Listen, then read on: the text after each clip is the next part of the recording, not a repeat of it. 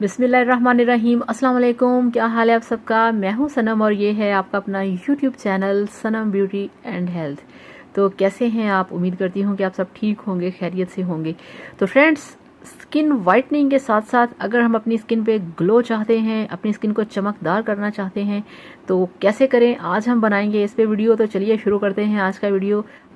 तो कैसे बना सकते हैं हम अपनी स्किन को बहुत ही ज़्यादा चमकदार और ग्लोइंग, आज हम बनाएंगे इस पे वीडियो। तो चलिए शुरू करते हैं आज का वीडियो।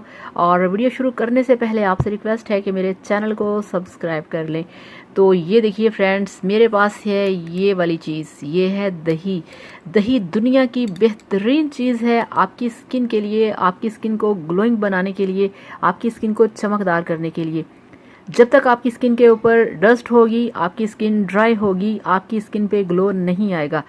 दही पैक लगाने से ये होगा कि आपकी स्किन जो ड्राई होती है, आपकी स्किन के ऊपर जो डेड स्किन होती है, आपकी स्किन के ऊपर जो आपकी 2 टोन स्किन होती है, आपकी स्किन के ऊपर जो झुर्रियाँ आ जाती हैं, आपकी स्किन के ऊपर जो रिंकल आ जाते हैं, पैचेस आ जाते हैं, इसको लगाने से आपके वो सारे प्रॉब्लम्स सॉल्व होंगे। अब आपने क्या करना है, ये दही है, अब हम इसमें ऐड करेंगे एक और चीज़। ये देखिए, ये है मेरे पास थोड़ा सा आलमंड ऑयल, इसमें हम डालेंगे आलमंड ऑयल। ये देखिए, ये हमने इसमें डाल दिया आलमंड ऑयल। और आलमंड ऑयल लगाने से आपकी स्किन बहुत ज़्यादा हेल्दी, चमकदार और ग्लोइंग होगी। ये आपकी स्किन के ऊपर जितनी भी डेड लेयर्स होंगी उसको रिमूव करेगा, आपकी स्किन को शाइन देगा, आपकी स्किन को हेल्दी बनाएगा, आपकी स्किन को ग्लोइंग बनाएगा।